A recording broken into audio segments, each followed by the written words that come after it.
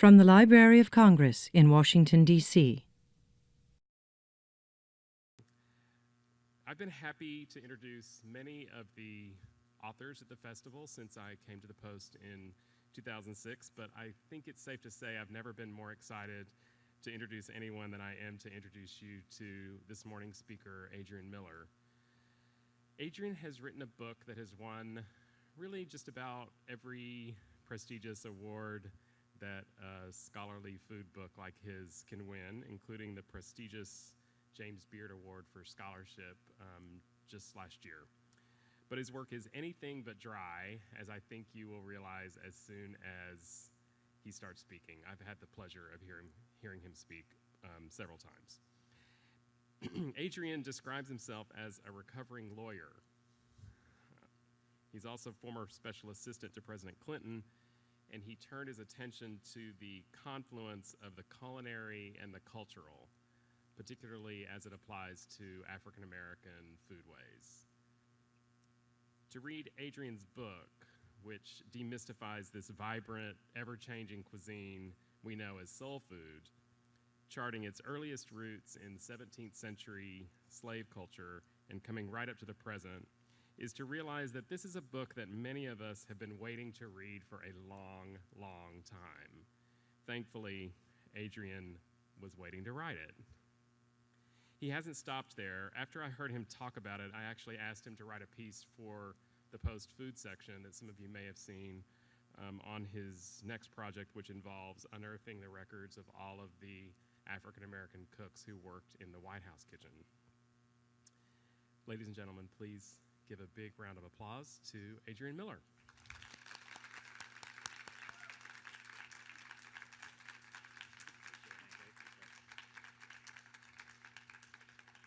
Well, good morning, everyone. How are you this morning? All right, so I'm from Denver, Colorado, which I know immediately lost me street cred with everybody in this room on the subject of soul food. And the only thing that's saving me right now is that I'm black. Okay, I get that, all right. So let me try to win you back. My mom is from Chattanooga, Tennessee, and my dad is from Helena, Arkansas. So I grew up eating these foods. It was strongest expression was on the holidays, but day in and day out, we usually had some kind of food that we call soul food. So the game plan this morning is to tell you a little bit about the journey, because people wonder, how did this lawyer turn politico get to the point where he wrote a book on soul food? Describe the process, and then go through a little brief history of soul food, and then give you some of the highlights of my eating tour around the country. So basically, I grew up in Denver, went to Stanford undergrad, then went to Georgetown for law school, practiced law for about 4 years, and it got to the point where I just really didn't like it. Now, if there are lawyers in the audience, I'm not trying to disparage you, I'm just saying the career choice was not for me. I mean, it got to the point where I was singing spirituals in my office, so I figured I probably should do something else. I was going to open up a soul food restaurant in Denver, but then I got a chance to work in the Clinton White House on something called the President's Initiative for One America. It was about honest dialogue on race and racial reconciliation. After finishing that, I was deciding whether I was going to stay here in DC or go back to Denver, and the job market was really slow. So it got to a point where I was just watching way too much daytime television, and I said, I guess I should read something. And I decided to go to the bookstore, and I got a book called Southern Food, At Home, On the Road, in History, written by John Edgerton, who recently passed. And in that book, which was a history of Southern food, he said the tribute to African American achievement in cookery has yet to be written. I thought that was interesting, so I reached out to Mr. Edgerton. Now, he wrote the book in the late 80s. I'm reading it around 2000. And I said, hey, you wrote this a while ago. Do you still think this is true? He said, for the most part, people have dealt with parts of the story, but nobody has taken on the full story. So with no qualifications at all, except for eating soul food a lot and cooking it some, I decided to dive in. So one thing led to another, and quickly I had enough material to write 5 books. That's how much I found. And it was a surprise, because when I reached out to food writers early in this journey, they said, look, this country is racist. There's just not a lot of information about these cooks. Cobble together the best book that you can. But soon afterwards, thanks to the digitization of old newspapers, cookbooks, pamphlets, and other things and these databases are word searchable, I got a lot of information. So rather than having a grand tome, I thought maybe I'll just write a book on soul food, because I think that's the most recognizable aspect of African American cooking, and that's led me the journey for this book. So this is how I decided to write the book. I created a representative soul food meal and I write a chapter about every part of the meal, and I explain what it is, how it gets on the soul food plate, what it means for the culture, and then most chapters have recipes, a traditional, a health conscious, and then a fancy one in case you want to show off as a cook. So here's the meal, all right? Now, feel free to do cat calls or whatever when I describe this meal, all right? I'm giving you license to do that. Entrees, fried chicken, catfish, or chitlins. Side dishes, mixed greens, candied yams, mac and cheese, and black-eyed peas. I wrote a chapter about cornbread. I also wrote a chapter about hot sauce, because in the soul food tradition, we put hot sauce on everything. And then I wrote a chapter about red drinks, because I believe that red Kool-Aid is the official soul food drink.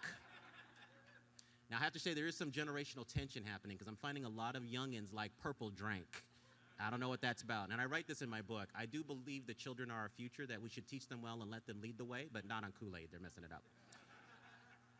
And then I couldn't make up my mind about desserts. So I wrote about 4 desserts. And usually when you go to a soul food outing, there are several desserts. So I wrote about peach cobbler, pound cake, banana pudding, and sweet potato pie. So that's the meal. Now, when it got to the point to do the research for this book, I decided I need to eat my way through the country. So I went to 150 soul food restaurants in 35 cities and 15 states.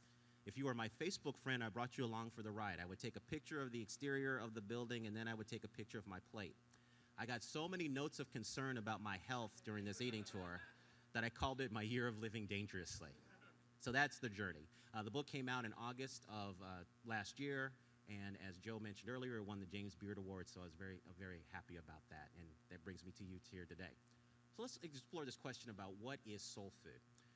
For the most part, people tell you that soul food is the traditional food of African Americans, and the conventional wisdom is that the term soul food was born in the 1960s when we had these strong expressions of black cultural identity. You know, black is beautiful, black power. If I had hair, I would be wearing an afro in those times, right?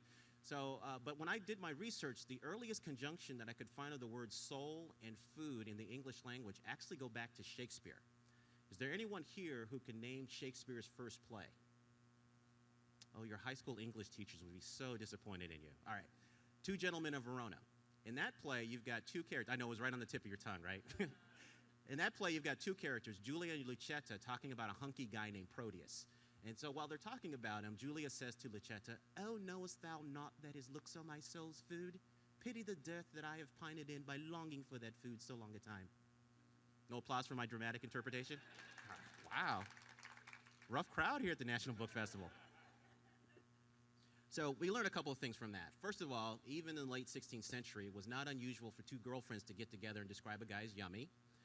The other thing is that you've got Shakespeare, the master of wordplay, playing the tangible off the intangible, and that really gets to the heart of the soul concept.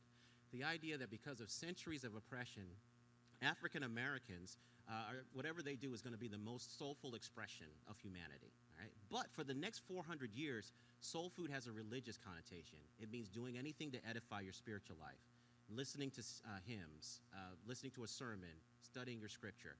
It's only in about the 1940s that it takes a decided musical turn. So what happens is you've got these disgruntled African-American jazz artists, and they're disgruntled because the white jazz artists are the ones getting the most publicity, the best gigs, and it's almost like they created this musical genre. So these musicians, this cadre of musicians, decided to take jazz music to a place where they thought white musicians could not mimic the sound. And that was the sound of the black church in the rural South. So that gospel sound, as early as the mid-1940s, they started to call funky and soul. And those terms start to get cultural cachet and get applied to other aspects of black culture.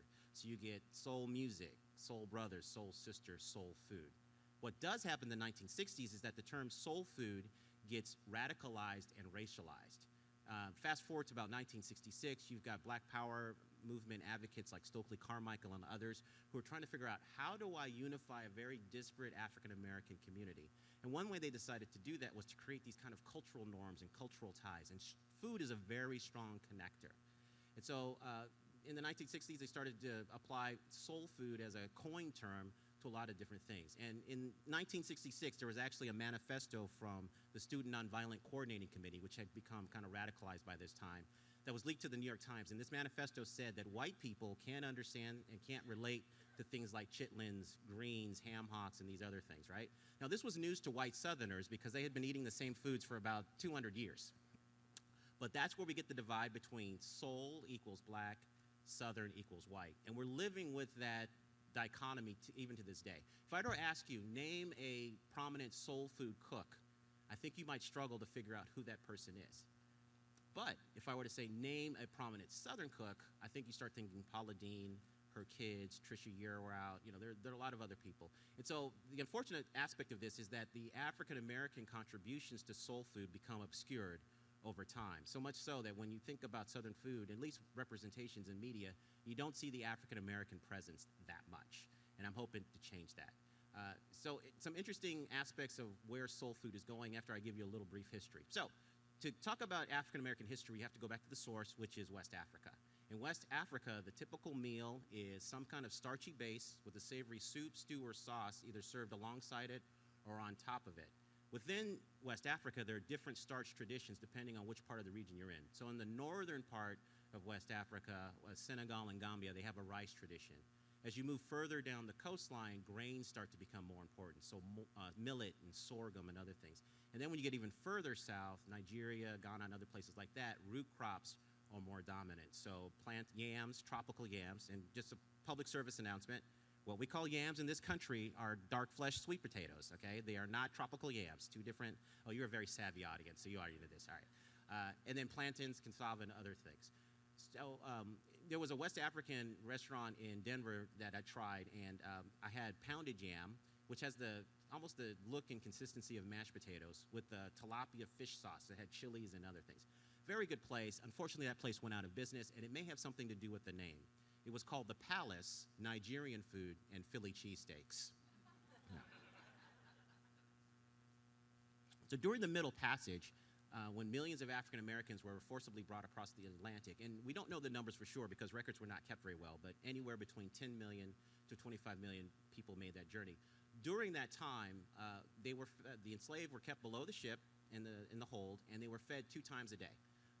And in the early years of the slave trade, that meal was essentially European foods that were forced upon the enslaved. So they would get horse beans, rotting fish, rotting meat, stuff that was not very appetizing. The mortality rates got so high that the slavers actually had to change their strategy, and they started feeding the enslaved the foods that they were used to from their home country. So if they knew they had enslaved people from Senegal and Gambia, they would give them rice rations. So fast forward over across the Atlantic, what happens is as people settle in the Americas, the food traditions of West Africa start to replicate themselves. The interesting footnote here is that of all the millions of people that cross the Atlantic, only about 4% wind up in what we call British North America.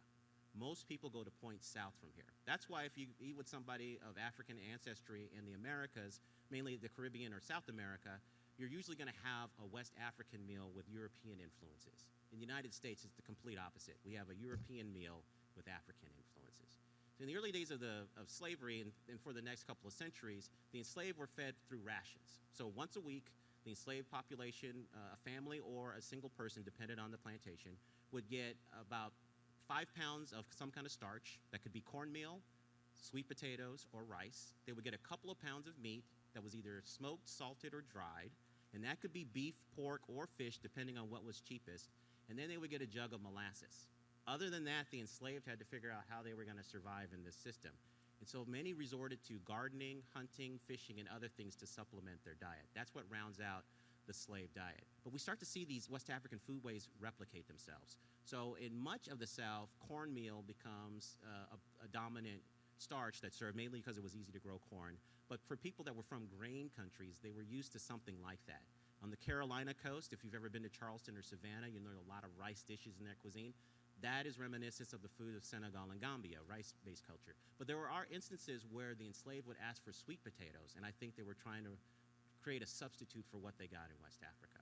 So these basic food patterns take place. One thing I want to stress here is if you look at what the enslaved were eating during slavery, it was a lot of seasonal vegetables, it was not a lot of meat, and it wasn't a lot of processed ingredients because under that caste system, anything that was refined or processed was deemed more appropriate for the whites in the society. okay? So looking back at it from a distance, it's very close to what we now call vegan, all right? I want you to hold that when I'm gonna come back to that later. After emancipation, you see the same food patterns kind of existing for a little while, but then the big food story is the advent of the sharecropping system. I'm greatly going to oversimplify this, but essentially the former plantations become these estates, and the former masters become landlords, and they divvy up land to the newly freedmen for farming. And so the sharecropper would come to an arrangement where they would get a plot of land, they would agree to farm that land and give half the proceeds to the landlord and keep the rest.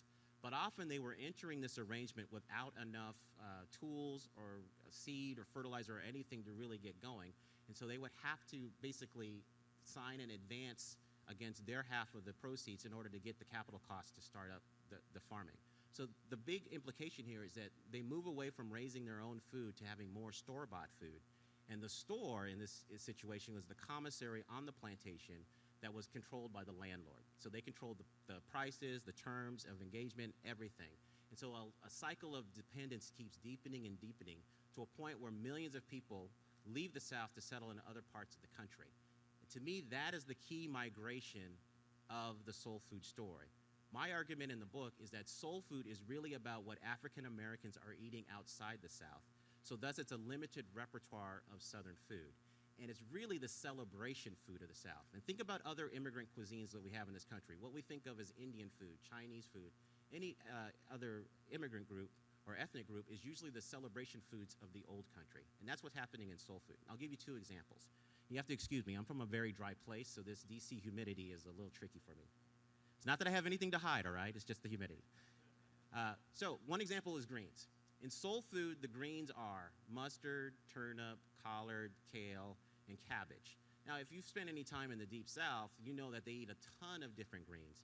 But those greens were the ones that were perfect for the emerging commodity system.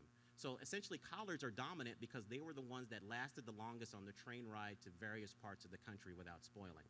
Same thing with black-eyed peas. Black-eyed peas in its dried form didn't spoil as much as other beans. So that's why black-eyed peas are the dominant pea in soul food. So you see that the soul food diet is really a narrowing of the Southern menu. So I often get asked, what's the difference between Southern and soul?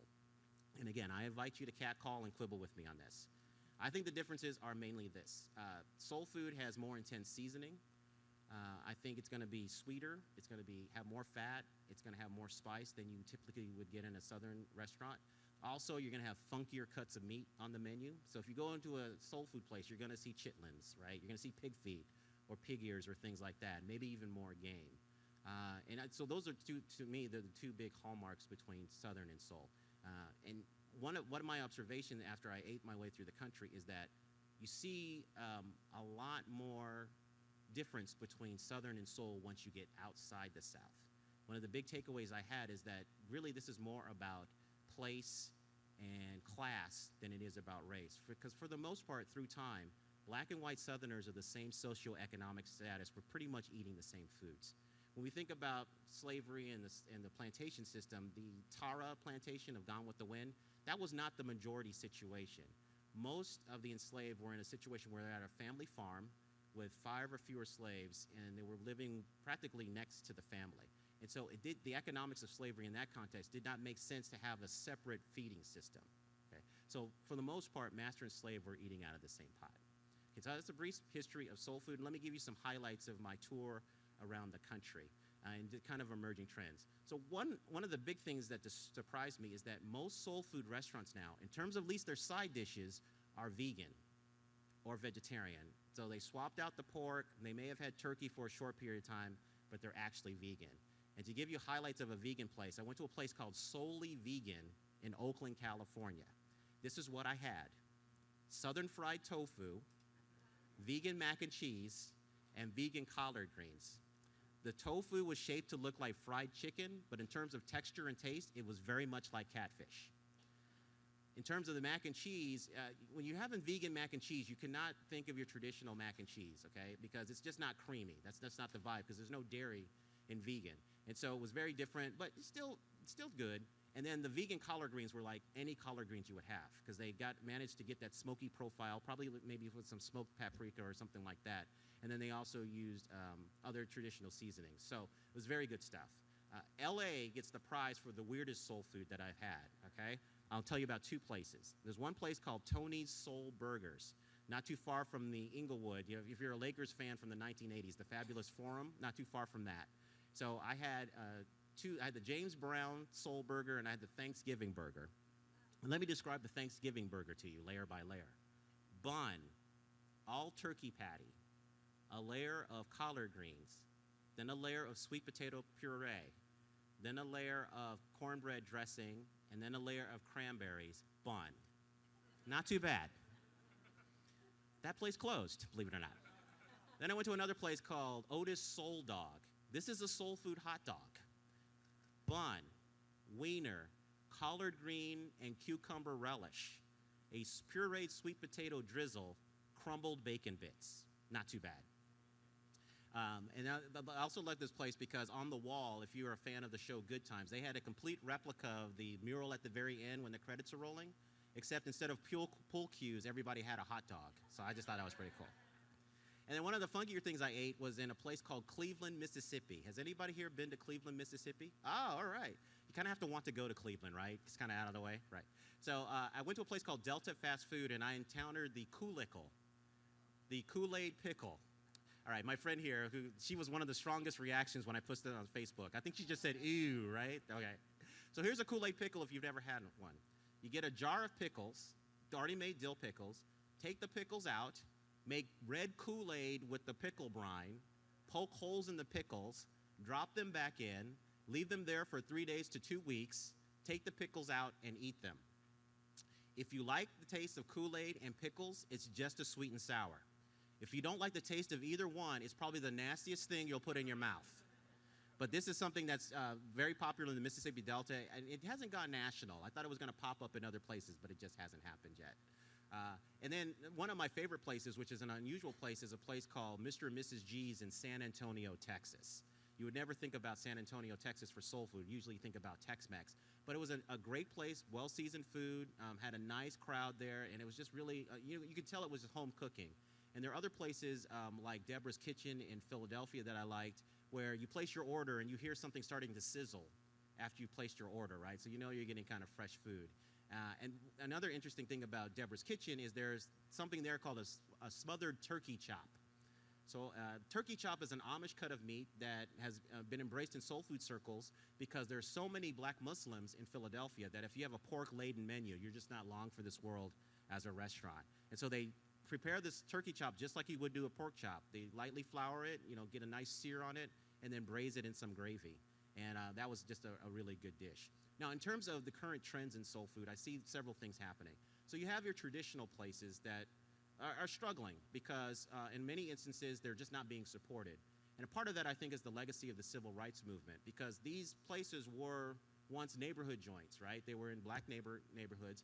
And then as people were able to live in other parts of the city, what was once a destination place a local restaurant became a destination place. And unless people come back and support those places, it's hard for them to survive. The biggest trend in terms of where the creative energy is in the vegan soul food restaurants. They're popping up all over the place, even within the South. I mean, during my national eating tour, it got to the point where I was just saying, can a brother get some pork, just a little bit?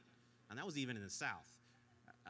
And then you see some of the down-home healthy cooking, and that is essentially taking the traditional soul food format and then substituting healthier ingredients. So that's changing from pork to smoked turkey or to vegetables, reducing the butter or lard or other things. Now, interestingly, if you've been following kind of food discussions, lard and butter, these things are making a comeback, right? Because we're finding out maybe they're not as bad as partially hydrogenated whatever that we've been using to cook. But you see those trends a lot. I have not seen a strong molecular gastronomy trend in soul food. So I'm waiting for somebody to do, a chitlin foam with sweet potato dust and collard green pebbles. I'm waiting to see all that. But I haven't seen that a lot. But I hope that a couple of things come from this book. One is that people recognize this is an American cuisine very much worth celebrating. There are two strong critiques of soul food. One is that it needs a warning label, right? Because if you keep eating all of these foods, you're supposed to die of a heart attack. That's one critique. And the other critique is that this is slave food, thus it's not worthy of being celebrated. And in my book, I really challenge those hypotheses. There is a grain of truth to those things, but what I found out is it's a much more complex story. And I'm hoping that more African-American cooks will embrace soul food and not distance themselves from it. Because I don't know if you know any French chefs who say, don't associate me with rustic French cooking. I mean, I don't know many chefs like that, but I find a lot of African-American chefs don't even want to be associated with soul food.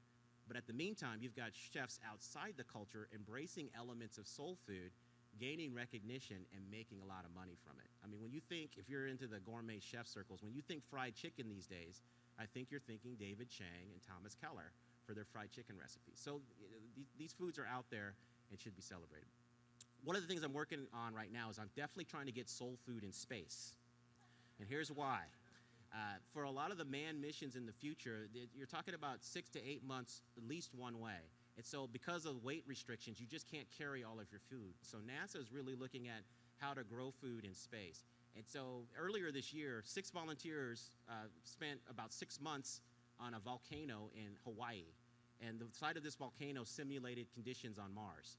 And I was reading accounts of what they were looking at eating and what they were growing, and I found out it was pretty much soul food.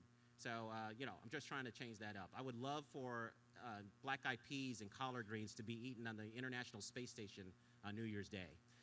And personally, I believe if we're going to go to a red planet, we need a red drink. So I'm working on that. One thing that was also struck me was the prominence of home cooks in the soul food tradition. I don't think these home cooks get very celebrated. But one reason why I'm worried about the future of soul food is I think home cooking is on the wane. And there are a lot of people my age and younger who are just not cooking that much. And they rely on a caregiver, big mama or grandmama to make these things. And if you had a grandmama like mine, whenever I tried to get recipes out of her, all I would get is this response: oh, baby, I'll make it for you. Don't worry about it. So if you are a cook, would you please just give up your recipes, all right? Share them. You don't have to take them to the grave with you, because a lot of people want to know about what you're cooking, and you have to have some confidence that what you bring to a dish is your own signature. Yeah, somebody might make it as well as you do or better than you, but the reason why we like that soul food recipe from you is because we're trying to connect with you. Another aspect of soul food that I think is really interesting is the church restaurants. And I'm finding that the church restaurants are really thriving. And this is something I think is fairly unique to soul food culture. And one of the best church restaurants that I uncovered, and I cover two actually, there's All Saints Cafeteria here in DC. I don't know if you've ever been to that. That's a great place. I have to give a shout out to the home crowd, right? Score some points. Another place is called Masada's Kitchen in Savannah, Georgia. I talk about this in my chapter on fried chicken, because each chapter has some kind of theme. And I gave the fried chicken chapter a religious theme because in soul food circles, we actually call fried chicken the gospel bird or Sunday cluck.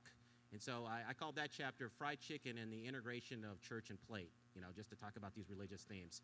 But in Masada's Kitchen, they had really what I call glorified chicken. It was just really great stuff. And the kind of chicken I like is something with a papery thin crust, with a nice moist inside for the meat. I'll take the crunchy stuff as well, but it was just straight ahead fried chicken that I really loved. So I hope that you enjoy soul food, that you have a chance to read it and find out the journey of soul food. And right now, soul food has a bad reputation, and I'm hoping to rehabilitate that. And I'm trying to be soul food's PR agent, I guess, in many ways. But soul food I think is worthy of celebration. And one of the prime motivators when I wrote this book is I thought, okay, all of these other ethnic cuisines are being celebrated. Why not ours? Why can't our food be celebrated? And that was the motivation for the book. And as much as people talk about vegan and vegetarian food as a departure from soul food, it's really a homecoming, because it's tapping into a strong vegetable tradition within soul food. And even now, a lot of soul food ingredients are starting to get fame. First, the big example is kale. I mean, people have been going crazy for kale for the last few years. And I tell audiences, especially outside the South, welcome to the party, because we've been eating kale for about 300 years, right? But believe it or not, there is a sign at a store in Chicago that says collards, the new kale. All right, that's how bad it's getting. But when you look at the traditions from restaurants, from these home cooks, and what are the components of soul food, it deserves another look. Think about what nutritionists are telling us to eat. Dark leafy greens, sweet potatoes, legumes, okra. All of these soul food items are getting superfood status. So it's not so much the foods in and of themselves, it's really about how they're prepared. And if you understand the roots of soul food and how some of it is celebration food, you probably sit back and say, okay, I don't have to fry everything all the time. There are other ways to make these foods and to make them delicious. And, you know, does anybody really think we should have fried chicken every single day? There's usually one person that weighs, okay, yes, thank you. I was going to say, there's usually one person that raises their hand. So I hope that people revisit soul food and understand that in its core, it's very healthy food. It's a matter of how it's prepared. So you can make it healthy ways during the week and then have the glorious stuff every once in a while. So in closing, I don't think soul food needs a warning label. I just think it needs more love. Thank you.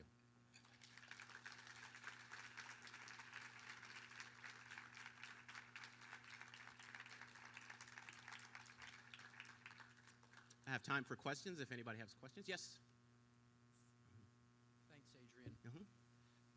I'm of Cuban descent, and to the extent that the slave tradition exists outside of the United States as well, Cuba and South America, I'm curious to know what you know about those soul food traditions maybe in South America or Cuba. Have you encountered anything like that? I have, and the person who's done a lot of scholarship on that is an author named Jessica B. Harris. So if you have time, you should check out her books. She's really talked about the commonalities between West Africa and the foods in the Americas. But you see things like the use of dark leafy greens in a lot of dishes. The rice and bean combination is throughout that area. So there are commonalities, hot sauces and other things. So you do see those threads throughout the Americas. Yes, sir. How do you feel about identifying soul food with other foods in order to enhance its saleability, so to speak? And you know, like you have Tex-Mex, would you have Cuban soul? A restaurant opened up in our town recently. It was called Jamaican Soul. I haven't been there yet, but yeah, no, great question. So I have mixed feelings about it because I'm struggling to define soul food as this discrete thing. And I know that the soul food term is just, I don't know who trademarked it if somebody had, but you know, they would make a lot of money because it does have a resonance. But the more I think about it, I think every culture does have its soul food. It's often defined as poverty cooking. And to me, I do the same thing with soul food, but I apply some limits because a lot of ingredients within soul food have a high-class pedigree. For instance, sweet potato pie, banana pudding, even chitlins. That used to be the food of the aristocracy 400 years ago. So I don't want to reduce everything to this poverty food, but I want to show the complex story. So I have mixed feelings about it because it's just interesting that as soul food is losing currency within the African-American community, I feel it's gaining currency with all of these other cultures around the world. So I have a little cringe, but then I'm kind of proud because I'm like, yeah, that term came out of our culture and other people are embracing it. So I guess I'm ambivalent is the best way to answer that. I got a question. You were talking about the green vegetables and such. Now, a lot of time with soul food, the food is tend to be overcooked. You said fried or greased. So, have you thought, have you seen or considered, will you look at the ingredients, but keep them a lot more healthier and keep the nutrients in the food? And did you see that when you talk to people? Because I came up, people will cook the food, but they didn't talk about the nutrients as much. They would just say, hey, this is what we've been eating, you know, this is good, you know, you put a lot of sugar and salt in it. So. Right.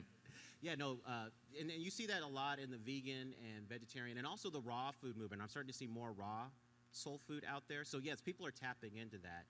And one way that people tried to capture the nutrients is they would boil these vegetables to death, but then they would drink the pot liquor. And pot liquor has nothing to do with alcohol or getting your drink on, right? It's just the broth that's created after you stew these things for a lot of time. And so in the South, a lot of people would crumble up their cornbread and drink that pot liquor and recapture their nutrients. And actually, even during the slave days, there was a division of eating, so to speak. So the adults would eat the solid food, but then the kids would get the pot liquor. And I think in essence, the kids were getting the more nutritious stuff. So, you know, that hits on something I didn't mention during my talk. I have to say that most of the food that I ate during my National Soul Food Tour was just okay because I think people are cooking things to death. And if you didn't get one earlier, I have a recipe card to give all of you that has my mom's greens recipe.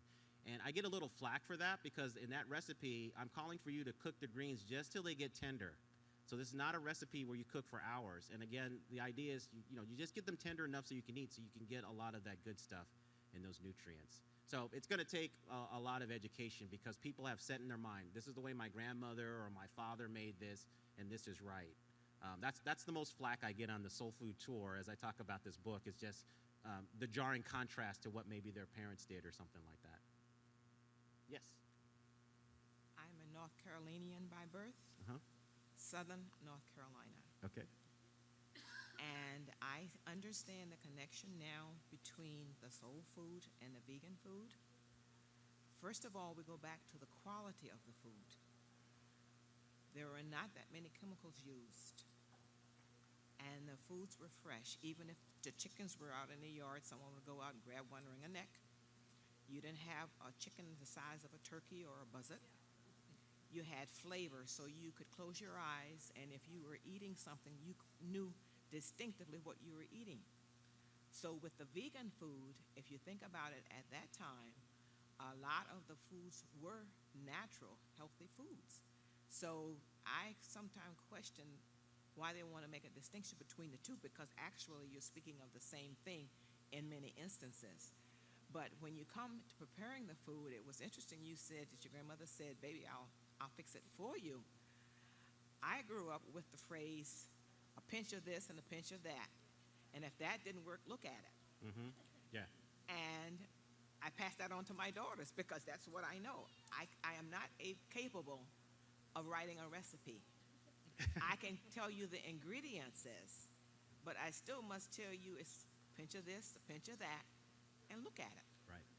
Next, taste it. Right. Doesn't taste right, add a little bit more.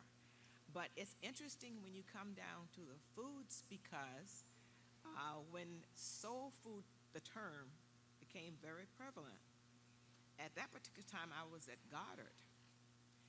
And I used the term not knowing that I was insulting some of my coworkers, because they very quickly told me, I don't know why you want to claim this as soul food, because we've been eating this all our lives. So there again, that's that connection between the ethnic groups in the South and the food. Mm-hmm. Who wants to claim the soul food? Right, right. And that's a big battle that's happening right now. And it came to light with the Paula Deen kind of events of last year. Kind of, culinary justice is the term that some are using, but it's this idea of attribution. And my hope is that from now on, people will take a point to culturally source what they do, whether it be in restaurants or in articles, just to talk about this is where this food comes from, rather than just kind of ignoring it or just covering over it and just going forward. So you hit on in your question, you hit on a lot of deep themes that I discovered. And even when soul food came on the scene in the 60s as a coined term associated with a certain menu, there was a lot of tension over it. Mainly upper class blacks didn't want that term used. They thought it was going to be a fad and that it wouldn't last too long. But just to show you, it's such a brilliant coined term, it's endured to this day. But like you, I just hope people will embrace it and not have a negative image of soul food. And then also, just in your question, you hit upon the oral tradition within our community and just kind of improvisational cooking. I know there's some people like Michael Twitty, a local culinary historian, who calls cooking, soul food our jazz. Improvisation and other things are a very important part of it, but getting the taste right. And I have to tell you, in a lot of restaurants, I'm just wondering, is anybody tasting this food before it comes out? So, yeah. A lot of African American people. And my grandmother was a kosher cook in Nashville, Tennessee, and the family was Dinah Shore. So I grew up with this when my grandmother came to visit us in Philadelphia, she would bring all of this kind of cooking that we learned to do. So, and my daughter's a chef too. So we have this family. But I wanted to ask you, do you cook? Because you do cook. Oh, yeah, I got skills. Yeah. Okay, Yeah. okay. You like cornflakes? No, I'm just kidding. Yeah. Please, would you stick around, because I want to connect with you after that. I'm interested in your grandmother's story. But yes, I do cook. Not always soul food. I do a lot of Southwestern cooking as well. And I'm starting to raise my game in barbecue, because that barbecue is actually my favorite food. If I could eat barbecue every day without any health consequences, I would. But yeah, I do cook soul food. And I do a lot of dinners for charity in the Denver area. Well, I'll make a meal for 8, a soul food meal. So that's how I really earn my chops. But I grew up cooking because my mother worked nights, and I had a brother and sister, and so we would cook, and that's how I really learned how to do it. Now, I'm not saying it was great stuff. I mean, it was classics like cream of wheat, matzo meal, scrambled eggs avec eggshells, you know, that kind of thing. My question is actually about barbecue and how that fits into the equation. The sides and the desserts seem to overlap, like the traditional barbecue sides and desserts are like 100% overlap in what you've got in the book, but you didn't talk about the meat, so how does that fit in? And the only reason I didn't is because the barbecue story is so rich that I actually wanted to get to it in another book. And as an aside, you should know I'm a certified barbecue judge, so that shows you the depth of my obsession. I'm a competition cook, so. Oh, you are? Okay, good. All right, we definitely have to talk. So barbecue fits into the story because it's a Native American culinary art form, but it gets embraced within Southern plantation culture, and often the enslaved African Americans were pressed to cook this. So coming out of emancipation, that was a culinary skill that a lot of African Americans had. So in the late 1880s and late 1800s and early 1900s, if you wanted top-notch barbecue, often you would go to an African American pitmaster to do that. And then once people got enough capital to open up restaurants, they often brought in the soul food sides, to the point now that as Southern food, soul food was exported out of the South, most restaurants will have some kind of barbecue item. It may not be pit smoked, it's probably just baked with some barbecue sauce on it, but that was something that comes along. So they go hand in hand. And I was going to have a chapter on that separately, but I decided to write a book about that later. All right, thanks. Hi. Oh. I don't know, go get it. Okay. I loved your book, thought it was very insightful. Thanks. And as you look forward, what is your next project? So the next project's going to be on black chefs in the White House, and I hope to do a companion film and book on this subject. Because with my own research, I found out every president of the United States has had an African-American chef, and I've got their stories and their recipes. So that will be the next book. So thanks for asking that question. Yeah. Naturally, but every recipe I see for greens, southern greens, soul food, whatever we want to call them, always ask for ham hocks or like a turkey bone. What would you say is a good substitution so I could still get that? Would vegetable broth work or?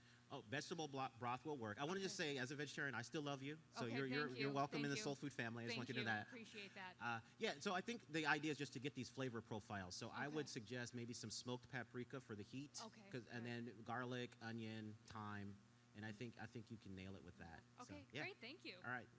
Enjoy. Well, thank you so much. You've been a great audience. Thanks for getting up and coming to hear about soul food.